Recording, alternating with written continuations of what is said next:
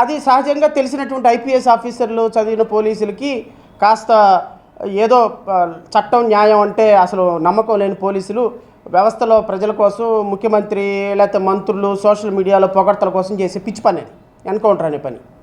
తర్వాత వాళ్ళు consequences face చేస్తారు అది. కానీ ఐపీఎస్ చదవకుండానే పోలీస్ వృత్తిలోకి రాకుండానే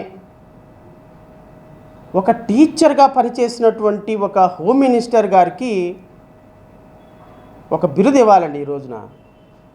ఏంటి ఆ బిరుదు అంటే వాటర్ ఎన్కౌంటర్ స్పెషలిస్ట్. ఈ మధ్య ఆంధ్రప్రదేశ్లో స్పెషలిస్ట్ లేదంటే వాటర్ ఎన్కౌంటర్లు ఎక్కువైపోతున్నాయి. I can say that it is a water encounter. దానికి స్పెషలిస్టు కర్త కర్మ క్రియ వంగల్పూడి అనిత గారు, వాటర్ ఎన్కౌంటర్ స్పెషలిస్ట్. ఎవరన్నా ఒక పాపని ఎవరో ఒక అమ్మాయిని ఇబ్బంది పెడుతున్నాడని ఒక చిన్న ఫోటో వచ్చింది, సాయంత్రానికి చెరువులో పడి చచ్చిపోయాడు. సుబ్బారావు అనేటువంటి ఒక ఆయన తునిలో, మీ అందరికీ తెలుసు. దాన్ని ఏమంటారు? Water encounter. నెంబర్ 2, నిన్న జరిగింది అబ్బాయి కూడా ప్రమాదవశాత్తు మరి ఏందో నాకు అర్థం కావటం లేదు, నిందితులుగా అయిన వాళ్ళందరూ వాటర్లోనే పడి చనిపోతున్నారు. I can say it is a water encounter.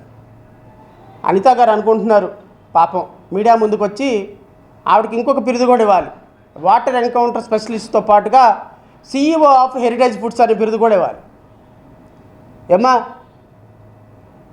Anitha గారు,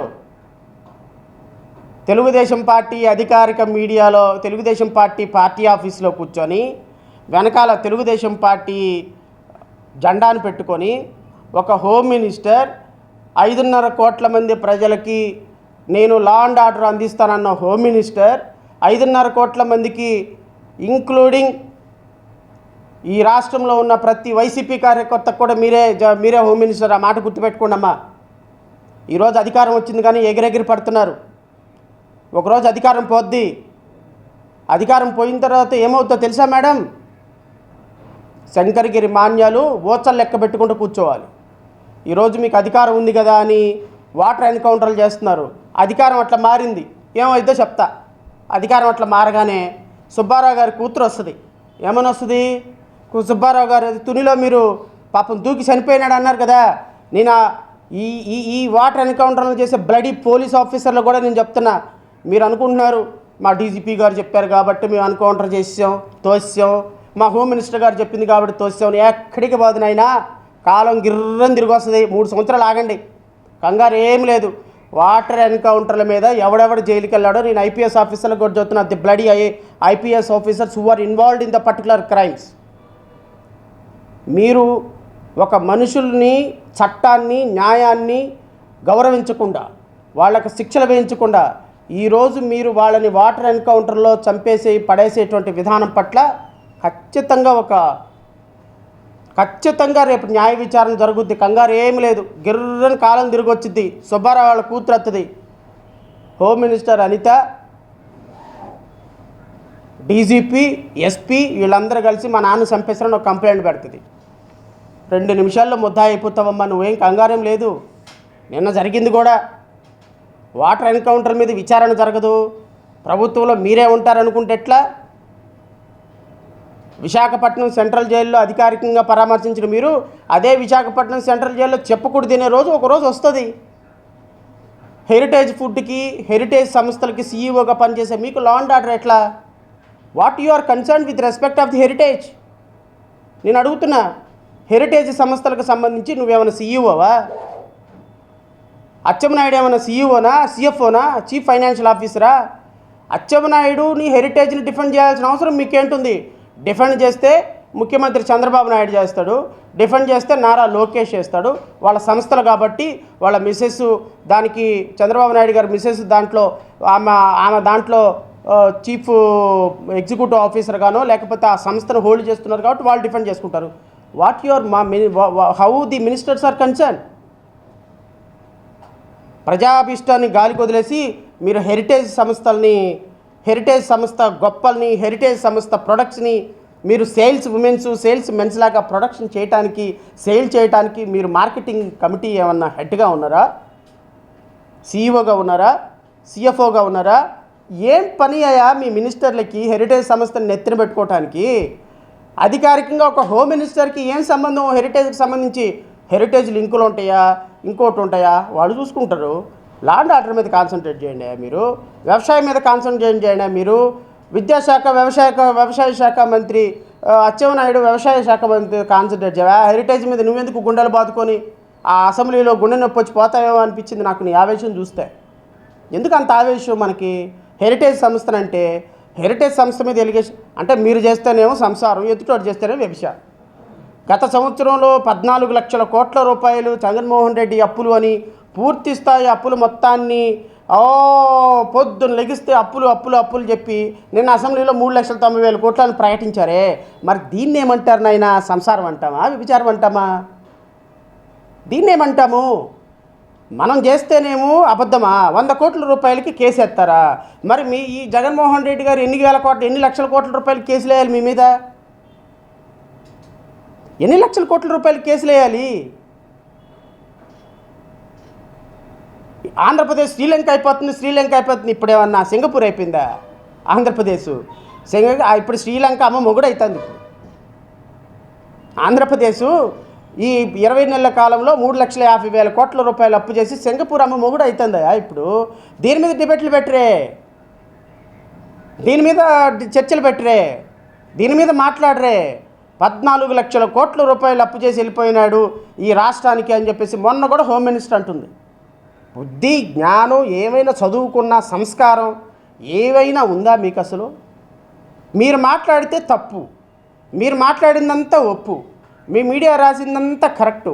ఎదుటి వాళ్ళు ఎవరైనా మాట్లాడితే 100 కోట్లకు పరువు నష్టం దావా? హెరిటేజ్ మీద ఎవరైనా ఒక చిన్న మాట మాట్లాడితే మంత్రులు వన్ బై వన్ ఆ హాల్ టికెట్ తీసుకోవడానికి పిల్లలు లైన్లో నుంచున్నట్టుగా అందరూ వచ్చి హాల్ టికెట్లు తీసుకున్నట్టుగా ఎగ్జామ్ రాయడానికి అందరూ వచ్చి హెరిటేజ్ స్లిప్పులు తీసుకొని వెళ్ళిపోయి ఎవడికి వాడిచ్చినట్టు స్లిప్పుల గురించి మాట్లాడుతున్నారు. What way Andhra Pradesh government is concerned in respect of heritage?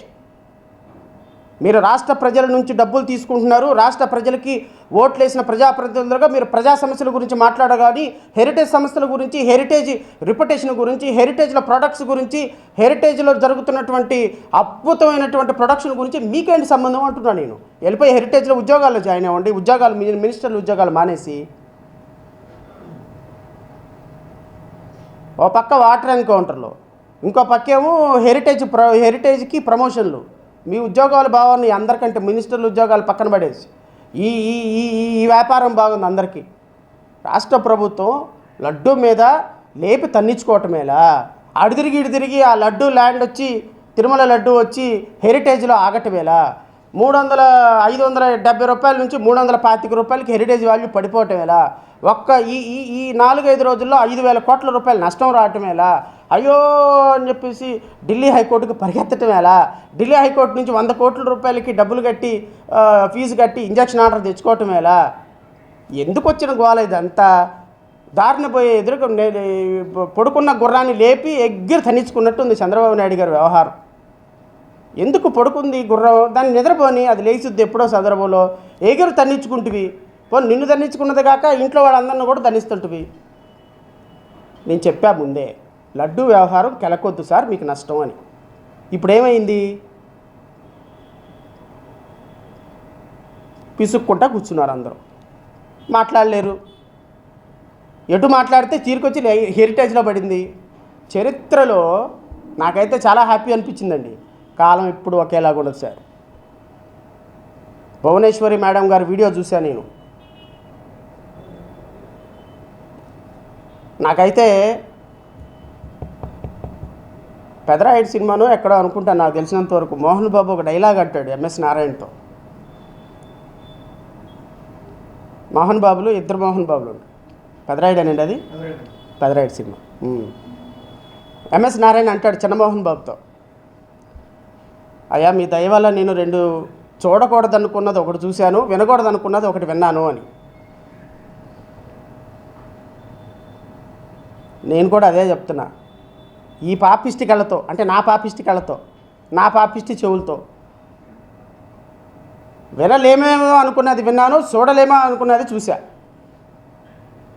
ఏంటి వినకూడదు అనుకున్నది ఏంటి అంటే, మా హెరిటేజీ చాలా అద్భుతమైన ప్రొడక్షను, మా హెరిటేజ్ ఇదిగో ఈ విధంగా పనిచేస్తుంది, ఇంతమంది ఎంప్లాయీస్ ఉన్నారు, ఎలా మేము పాలు తీస్తున్నాం, ఎలా మేము పెరుగు తీస్తున్నాం అని ఏ రోజు భువనేశ్వరి గారు మీడియా ముందుకు వచ్చి చెప్పలా. ఆ మాట వింటారని నేను చరిత్రలో అనుకోలే. నెంబర్ 2, చూస్తారనుకోలేనిది ఏంటో చెప్పినా, ఇది కూడా బాధతోనే చెప్తున్నా. పాపం 40 సంవత్సరాల చరిత్ర కలిగిన హెరిటేజ్ ఈరోజు మీడియా ముందుకు వచ్చి, మేడం గారు మీడియా ముందుకు వచ్చి, ఏ రోజు మాట్లాడని మేడం గారు మీడియా ముందుకు వచ్చి కష్టపడి బాధపడి కన్నీళ్లతోటి హెరిటేజ్ సంస్థ గురించి చెప్తుంది అని నేను వింటాను అనుకోవాలా, నేను చూస్తాను అనుకోవాలా. ఇవి రెండూ నాకు జరిగినాయి. నా జన్మ ధన్యమైపోయింది. ఇంకా ఎందుకంటే ఎక్కడైతే అవినీతి అన్యాయాలు జరుగుతాయో, ఎక్కడైతే అది ప్రజలకు తెలుస్తాయో, ఆ రోజే యాజమాన్యాలు వచ్చి వాళ్ళ వ్యవస్థల గురించి, వాళ్ళ తప్పుల గురించి ప్రజలకు వివరించే ప్రయత్నం చేస్తారు. రాష్ట్ర ప్రజలందరూ గమనించండి. హెరిటేజ్ సంస్థ ఈరోజు భోలే బాబాతో కలిసి తిరుమల తిరుపతి దేవస్థానం లడ్డు మీద ఒక అపవాదు వేసి, ఆ అపవాదులో నుంచి వచ్చినటువంటి బై ప్రోడక్ట్లో నుంచి 658 రూపాయల హయ్యెస్ట్ స్టాండర్డ్స్లో నెయ్యిని కొనేసి ఆ నెయ్యి ద్వారా లబ్ధి పొందాలని హెరిటేజ్ చూస్తుంది అన్న ప్రచారం ఏ రోజైతే బయటకు వచ్చిందో, ఏమా లడ్డు మీద ఇంత గొడవ జరుగుతున్నప్పుడు భువనేశ్వర్ గారు ఎప్పుడైనా బయటకు వచ్చారా? లడ్డు గురించి ఏదైనా మాట్లాడారా? ఆడపిల్లల మీద అన్యాయం జరుగుతుంటే మాట్లాడారా? నిన్న మాత్రం హెరిటేజ్ మీద ఒక చిన్న మచ్చబడగానే పొరుగో అంటే ఆర్థిక మూలాల మీద మీకు దెబ్బ తగిలితే, ప్రజలకు వాస్తవాలు తెలిగితే అంత బాధపడతారనమాట మీరు. మేడం గారు ఒక్క మాట అన్నారు. ఆ ఒక్క మాట దగ్గర నుంచి ఈరోజు నా డిబేట్ నేను నా ప్రెస్ మీట్ స్టార్ట్ చేస్తాను. ఇప్పటిదాకా చెప్పిందంతా కూడా ప్రెస్ మీట్ కాదు, ఇప్పటిదాకా చెప్పిందంతా ఇంట్రడక్షన్ ఇంకెంత ఉందంటే ప్రెస్ మీట్ ఇంకెంత ఉంటుందో చూడండి ఒకసారి.